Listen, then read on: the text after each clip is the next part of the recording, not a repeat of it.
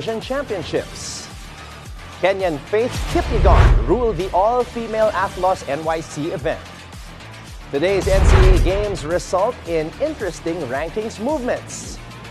And we have Ethan Lee and Anton Rosario to tell us more about Asia's Sevens. All that and more on the scorecard tonight, the 27th of September. Now, here's our roundup. In the Yankee Stadium, Aaron Judge hit his 58th homer of the season, marking his 5th consecutive game with a home run. Judge's latest home run helped the New York Yankees clinch the American League East title with a 10-1 win over the Baltimore Orioles. The Yankees, now with 93 wins and 66 losses, secured a first-round playoff bye and will start their division series on October 5. Pitcher Garrett Cole delivered 6 2/3 scoreless innings, giving up only 2 hits, striking out 5, and issuing 1 walk before exiting to a standing ovation. Meanwhile, in the Dodgers Stadium, Shohei Ohtani's go-ahead single in a 5-run 7th inning helped the Los Angeles Dodgers secure their 11th National League West title in 12 seasons with a 7-2 win over the San Diego Padres. In the 7th inning, Will Smith, yes, there is a Will Smith in baseball, hit a home run that tied the game, bringing in 2 runs. Mookie Betts followed with a single that also brought in 2 runs, helping the Dodgers secure a bye in the wild card round. Shohei Ohtani had an impressive performance, getting 3 hits in 5 at-bats, despite a second-half surge by the Padres, who clinched a playoff spot earlier. The Dodgers held firm to secure the win. Shohei Ohtani's 50th home run ball is set to be auctioned with an opening bid of $500,000. This despite a lawsuit filed by Max Matos, who claims that he initially caught the ball, but Chris Belansky forcibly took it from him. The judge has scheduled a hearing before the auction closes on October 16. Kenya's Olympic champion Faith Kipyegon showcased her dominance with an effortless win in the 1,500 meters at the inaugural women-only Athlos NYC meet that aims to highlight the star power of women's track and field. Kipyegon, a world record holder, secured her status as the queen of the metric mile. In other events, Paris silver medalist Sige Duguma of Ethiopia won the 800-meter, and Olympic champion Marilady Paulino continued her winning streak in the 400. Brittany Brown surprised many by defeating Paris gold medalist Gabby Thomas in the 200 meters. Ivorian Marie-Josie Talu-Smith won the 100 meters, and Puerto Rico's Jasmine Camacho Quinn triumphed in the 100 hurdles. The winners of each event received $60,000 and a custom Tiffany crown. Despite a closely contested first half, stellar performances from Cyrus Cuenco and Clint Escamis led the second-half charge for Mapua. TJ Falabrico and Paeng Are tried to keep San Sebastian in the game, but the Red Cardinals' defense stifled the Golden Stags and put the game out of reach. Mapua's 91-72 victory brought back MU to second place with 4 wins in 6 games and meant San Sebastian's 5th consecutive defeat. In the second game, despite still feeling the sting of their heartbreaking loss to Letran, the College of St. Benil Blazers ensured they made no mistakes against Lyceum of the Philippines. Alan Liwag was instrumental in the victory, scoring 22 points, grabbing 12 rebounds, and blocking a shot, leading the Blazers to a dominant 103-78 win over the Pirates. St. Benil now sits at the top of the NCAA standings, while Lyceum falls to the lower half of the 10-team league.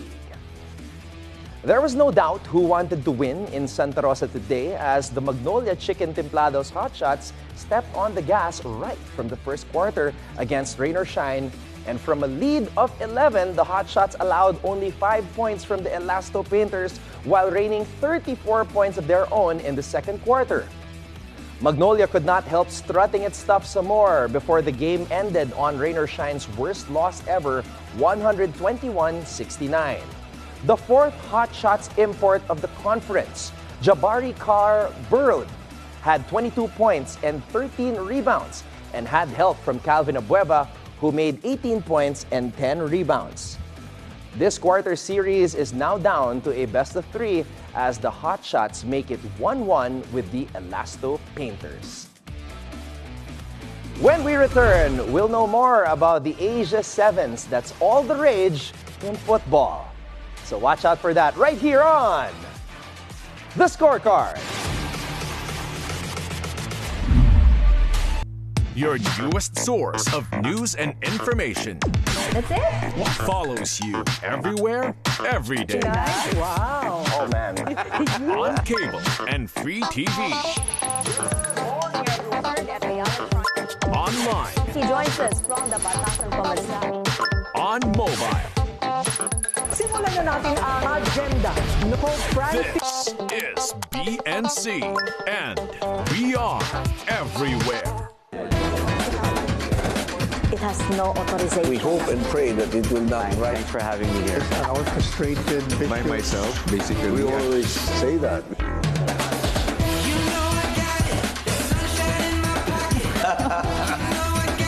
It depends. A well-concerted effort. Perhaps I can reiterate.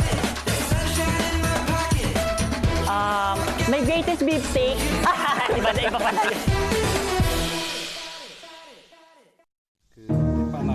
As temperatures in South Korea rise due to climate change, some farmers are looking to grow crops usually more suited to warmer weather.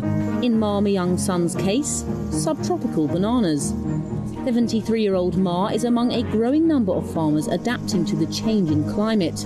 He had low expectations when he planted the crop of subtropical bananas in his community farm. But warmer temperatures have produced a welcome surprise. 맨 처음에는 과연 이것이 열릴까? At first I was curious about whether it would really bear bananas, so it was really nice to see the fruits on the tree after we grew them. 그러니까 아주 반갑고 좋았었죠. During cold winters, Ma still has to use a greenhouse to shield the bananas. South Korea lies in a temperate zone with 4 distinct seasons, but its climate appears to be getting warmer and wetter throughout the year.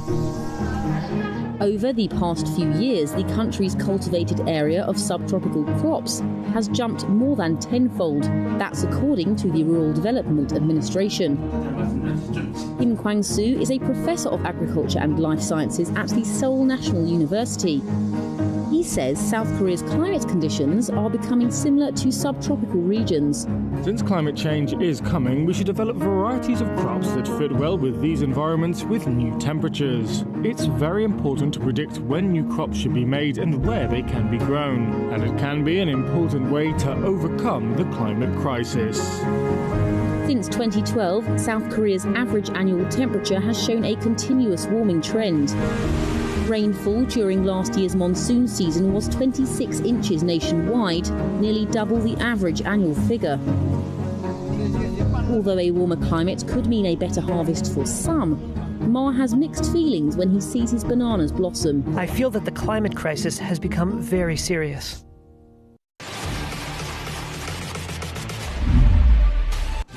Seven-a-side football with a goalkeeper and only 6 players in the field per team. That's what it's all about. 7 years ago, former Azcal's captain Anton Rosario founded the Sevens Football League in the Philippines. It is now affiliated with FIFA7, or the Federación Internacional de Fútbol 7. And here to tell us more about the developments in the Sevens are former Azcal's team captain Anton Rosario and the director of Sevens Football League Philippines, Mr. Ethan Lee.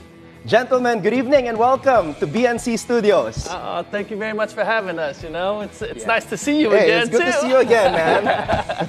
I remember the last time I did an interview with you, Anton, I had a show and it was called The Score. And now this show is called The Scorecard. And of course, this gentleman right here, this handsome gentleman, very busy, Ethan Lee. Now you guys are working together. Yeah, I guess I found a good partner over here, you know. Goes from our LaSalle days to now being able to build out football around the country, you know. Oh, great, so we're all LaSallian here. All right, let's get the ball rolling. And I want to start with Ethan here because this is an Azcals and football-centered topic. But for those who are unaware about the background of Ethan, could you tell us a little bit about yourself, Ethan? Of course, I know you. I've known Ethan since we were kids playing basketball. Yes. But for everybody watching right now, could you tell us how you got into football? Okay, so thank you, Anton, for having me here. Okay, good evening, everyone. First and foremost, let it be clear that I did not have any football background whatsoever. It was really basketball and swimming for me as a kid. But somehow, Anton has, showed me, I guess, playing basketball, it also made me realize that with the height restrictions, that, it's a constraint that, it's a reality that Southeast Asian countries have out here, and being a frustrated basketball player, not being able to make it to the further levels, I just feel like it's a sport that our country should be focusing on more.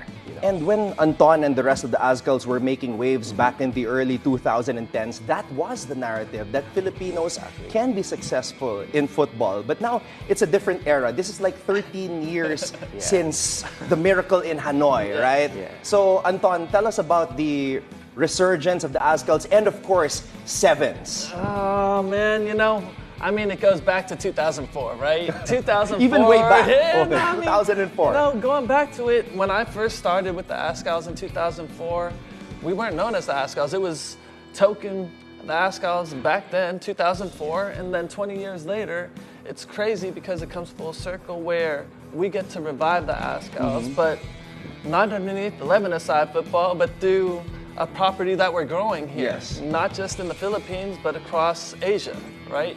So this gives us the opportunity to be able to keep the name alive, but attach it to a national team, right? So that's what we're doing, but not just for the men's. Now we're also focused on the kids as well. So we want to go all the way through from under 10s to under 16s is what we have going to Malaysia in 2 weeks' time. And this is something that you started, as in here in the Philippines. This is not something that you got from abroad. You started it from the ground up in the Asia region, right? Yeah, so to give you some context, right? In 2018, I took a little time off of football, and then I was playing with Dan Matsunaga, Nico Balzico every Tuesday and Thursday, and we wanted something to be a little bit more competitive, right? So we set up a league just in BGC, 8 teams, 1 city, right? It got popular, and then by 2019, we had AIA on board, and we were in 3 cities across the country. Pre-pandemic, we ended up going to 5 cities across the country. Now, post-pandemic, we've been able to execute events in 16 cities across I'm telling you, from Zamboanga, Palawan, Butuan, Bicol, Cebu, Bacolod, you name it, right? So we've been able to do this and spread football across the country.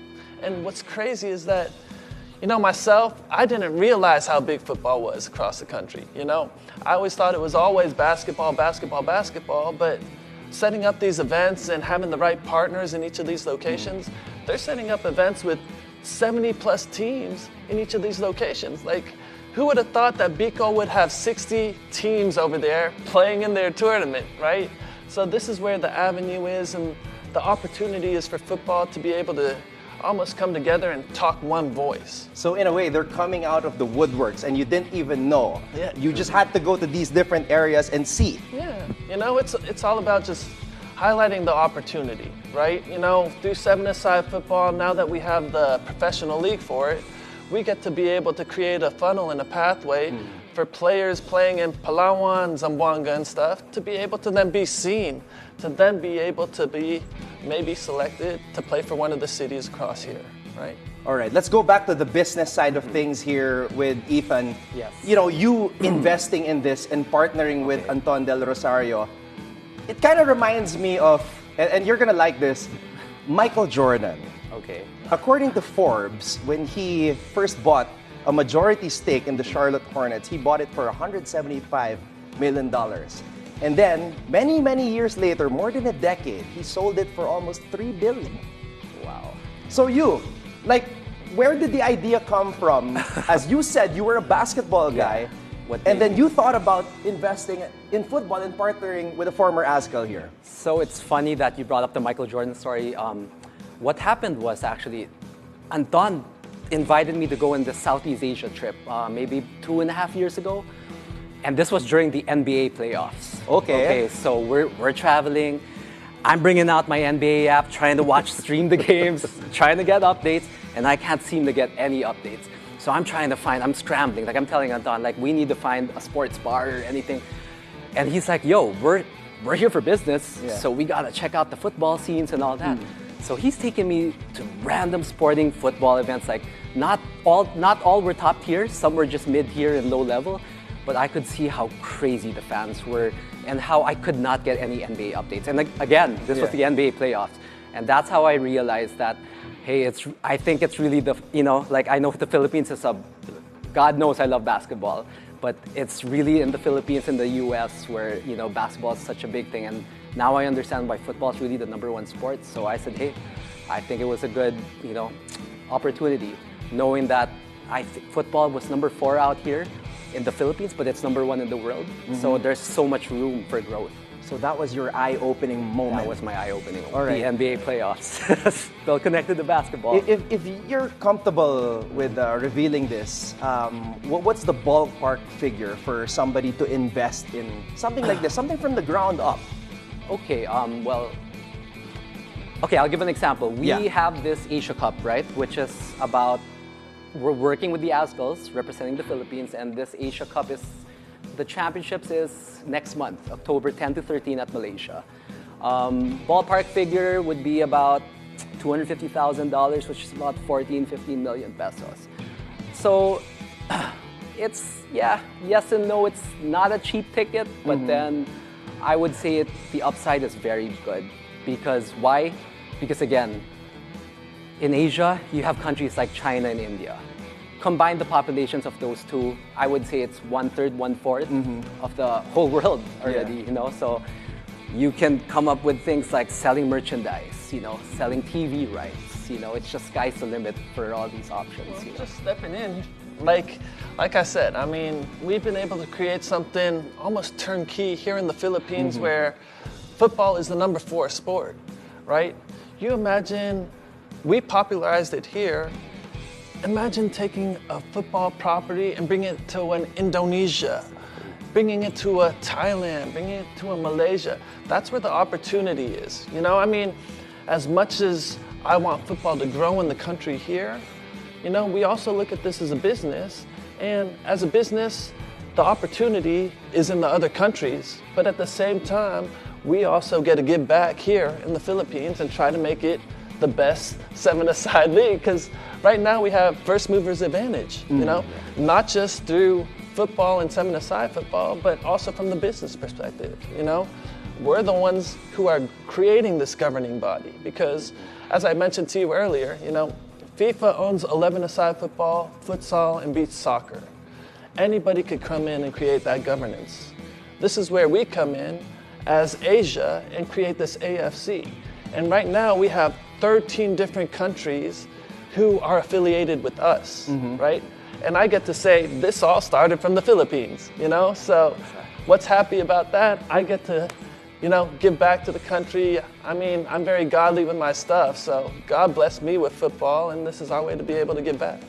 So since Anton mentioned that it started here, what about other countries? If they want to be part, as you said, of first movers, how do they join? Like, how much would it cost for another country to join and be a part of it? When it comes down to the cost, we're not necessarily looking at the cost of entry into the country or into the organization, right?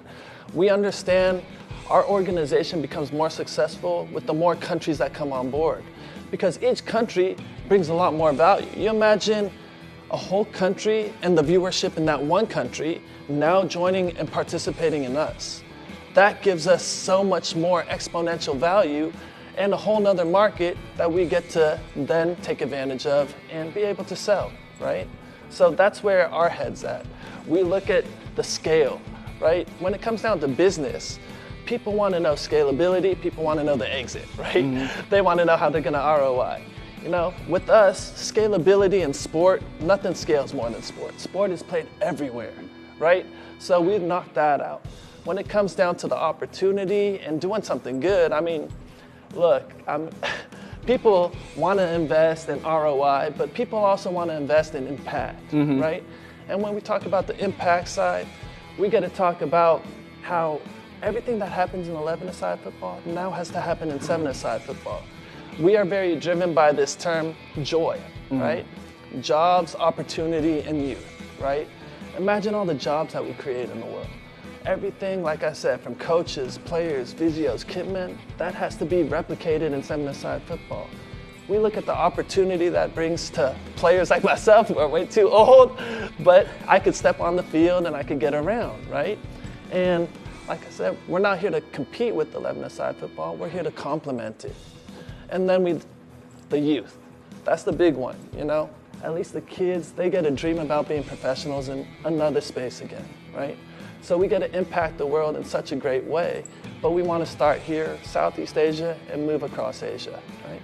All right, Ethan, before we close our interview, kindly invite everybody to look forward to what's next. I know you have a celebrity game, and then, of course, invite everybody to support the Azkals as they compete in the 7s international competition in Malaysia next month. Okay, so I want to invite everyone this October 6th, 4 to 6 p.m. We'll be at the McKinley Hill Stadium, and we'll be having an exhibition match with the Azkals and a couple of the 7 Super League All-Star team. And then we'll also be having a celebrity game as well. And then for the Asia Sevens Championship, which will be at Malaysia this October 10 to 13, I'm inviting everybody to please support us. And, you know, this is all for flag and country.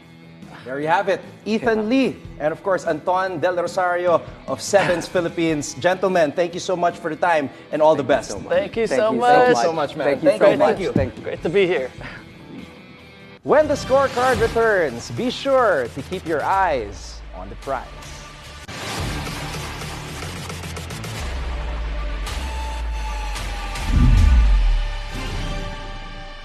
It doesn't seem to be a matter of if, it's just a matter of when. And then there's the speed and the intensity that come into play. Who's going to benefit and how do investors position themselves? As an equity analyst, how central are these decisions to your analysis? Get the latest on the economy and the financial markets, down to each basis point. We begin with the Philippine peso further strengthening against the US dollar. Basis Points with Mikey Oreta, weekdays, 9:30 a.m. on BNC. How would you like to see our problems with Pogos end? And the Pogos. Would you consider running for office in the future? It would be hypocrisy to say no. At that time, how much was your first pay? If I'm not mistaken, it was like $120 per week. Oh, wow. So before we say goodbye to you, you can take off your sunglasses so people can see you better. Always stay at the forefront. This is Pinky Webb, and it's a great opportunity. Pinky Webb. Kami yung lingkod si Corina Sanchez Rojas. Corina Sanchez. As they uphold their mission is to be proud Dalawang of what we mamamahayag do with na our subok lives. sa tapang at talino. To talk with all of you. Maraming salamat. Pagsasamahin ng isa. Agenda. Mondays to Fridays, 6 p.m. only on BNC, the Billionario News Channel. We are giving spotlight with this innovative business enterprises that shares growth in our community. We're giving these entrepreneurs a chance to boost their business in the market. Let's join Mai Rodriguez together with different entrepreneurs to know their stories and challenges. Remember, the road to success is never a straight line. Pathways to Success, 11 a.m. on BNC, the Billionario News Channel. Meet Claus, a robot created to make the future of farming more sustainable. Nobody really wants to go through a field weeding on a really wet, windy, cold day, so why not give it to a robot? Claus stands for Concentrated Light Autonomous Weeding and Scouting. Without damaging surrounding crops or soil. James Miller is the CEO of the agriculture tech startup. So the best way of describing it is a schoolboy with a magnifying glass. On the left is what the field looks like, and on the right is what Claus sees. It takes an individual photograph and assesses the crop beneath it, identifies the crop, protects that, and then identifies the weeds around it and says, "They're enemy, I'm targeting those." And that all happens in a split second and starts shooting at the weeds. To help monitor crop health, Claws is equipped with 8 built-in cameras. It collects real-time data using AI computer vision, which is then sent to Earth Rover's Farm Control and Intelligence system. The information allows farmers to make timely decisions about the health and growth of the crop. Claws runs on battery and solar power and operates autonomously in different terrains and weather conditions. Earth Rover has plans to deliver units to customers for testing in 2025. Commercial availability is slated for 2026. Welcome back to the Scorecard. It's time to keep your eyes on the prize. We'll break down the upcoming matchups to deliver key insights that might just give you the edge you need to stay ahead of the game. Get ready for a high-stakes rematch. It's Game 2 of the PBA Governors Cup quarterfinals between the Converge Fiber Xers and the San Miguel Beermen tomorrow, 5 p.m. at the Smart Araneta Coliseum. After a thrilling Game 1 where San Miguel barely escaped with a 102-95 victory, the Fiber Xers are looking to bounce back and tie the series. Let's break down the numbers ahead of this crucial clash. The San Miguel Beermen are showing their dominance in this series with a solid performance in Game 1. Led by the towering presence of Junmar Fajardo, who produced 25 points and 16 rebounds, the Beermen continue to be one of the toughest teams to beat in the paint. New import EJ Anosike stepped in for the injured Jordan Adams, made an immediate impact, and posted a double-double in his PBA debut with 28 points and 11 rebounds. Though his shooting was a bit shaky at 7 of 24 from the field, his ability to get to the line and hit 14 of 16 free throws kept San Miguel in control. The Beermen also displayed impressive defensive stats with 3 blocks and 8 steals, thanks to their veteran leaders like Fajardo and Perez, who had a crucial split at the free throw line to seal the game. They'll need to keep up their solid interior defense and minimize turnovers to maintain their edge in Game 2. The Converge Fiber Xers may have fallen short in Game 1, but they showed incredible fight, reducing a 16-point deficit to just 4 in the final minute. With Jalen Jones leading the charge, posting 22 points, 12 rebounds, and 4 assists, their front line also got a boost from Justin Arana, who contributed 20 points and 6 rebounds, while Shawnee Winston added 17 points in a balanced offensive attack.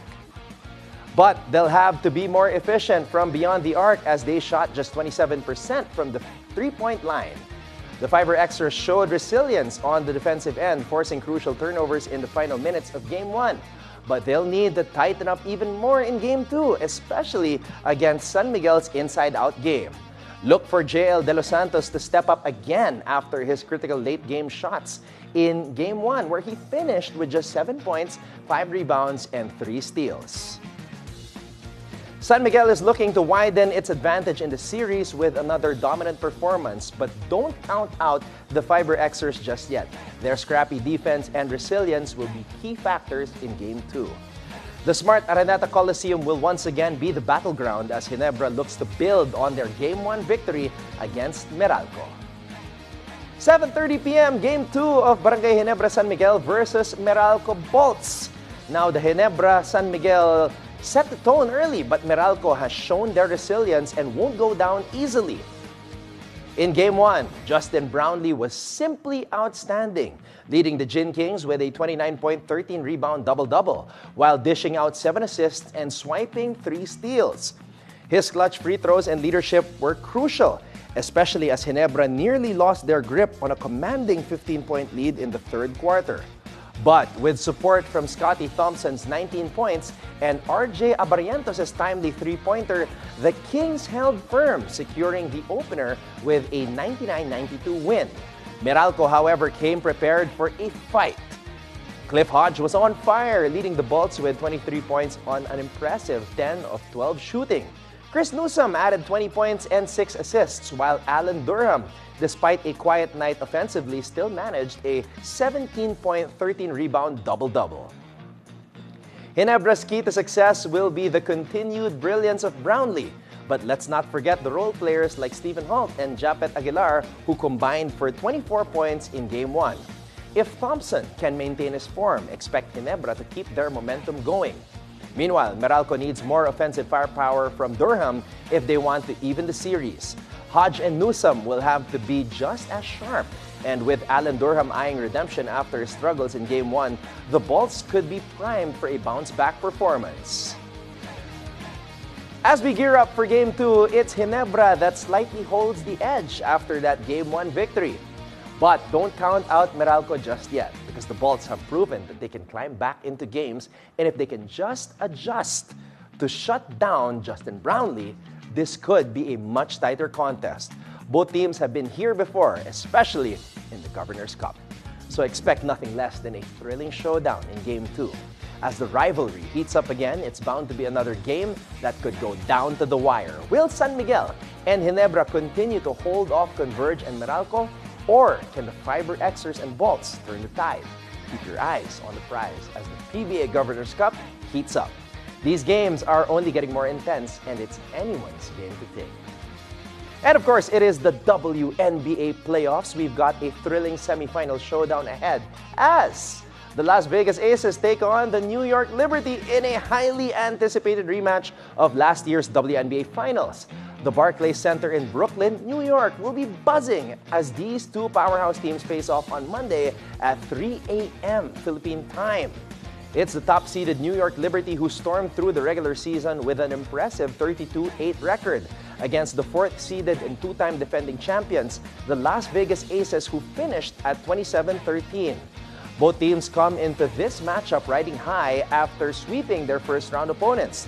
The Liberty showcased their dominance by defeating the Atlanta Dream, while the Aces eliminated the Seattle Storm with a solid 83-76 victory in their quarterfinal series.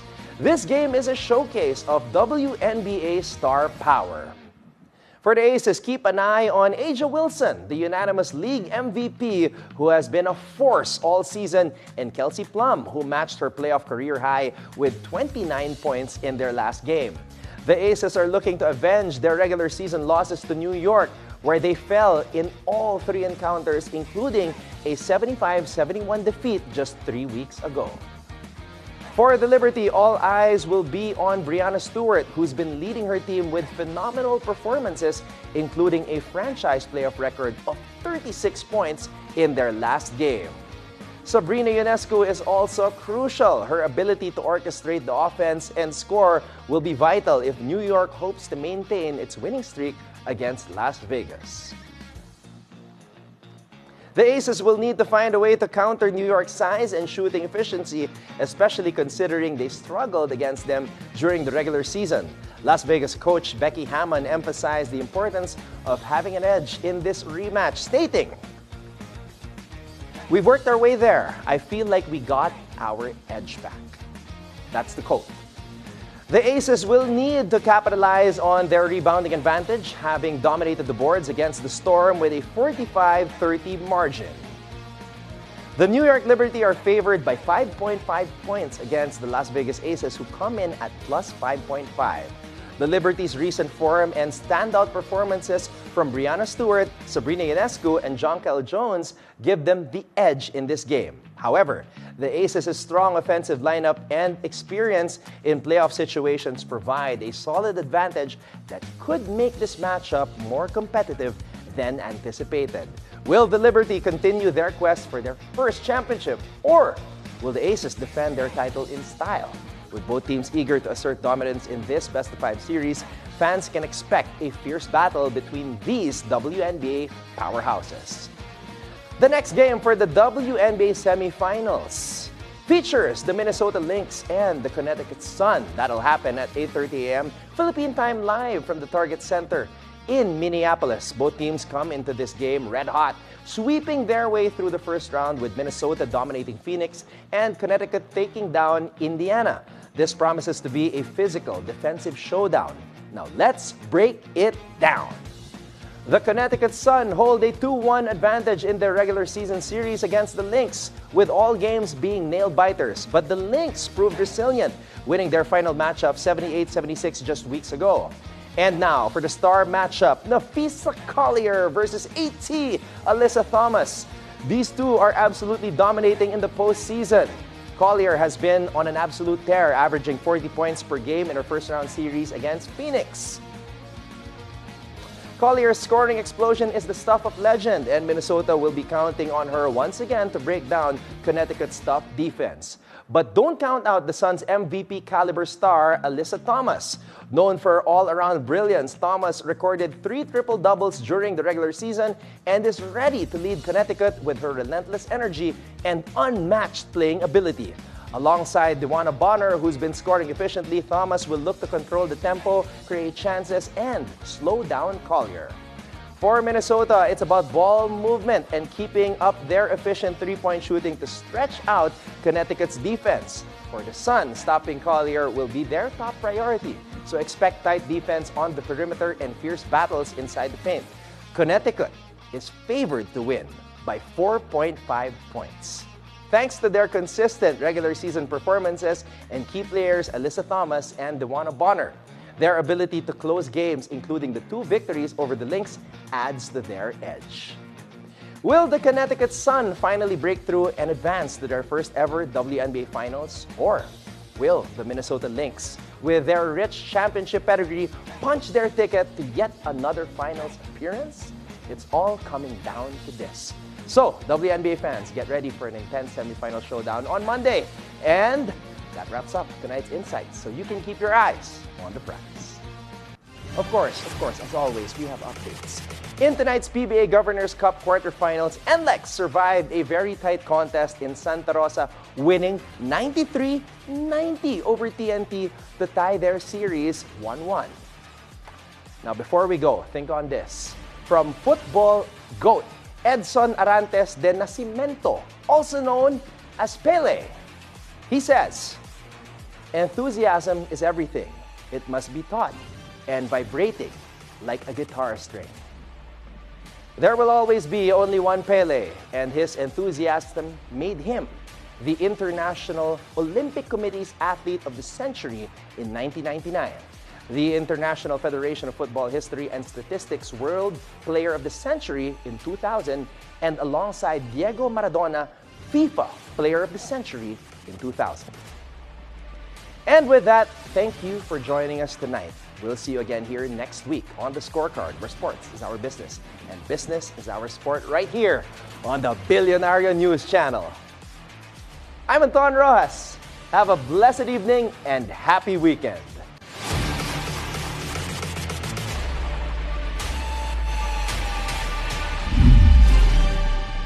Up next on Billionario News Channel.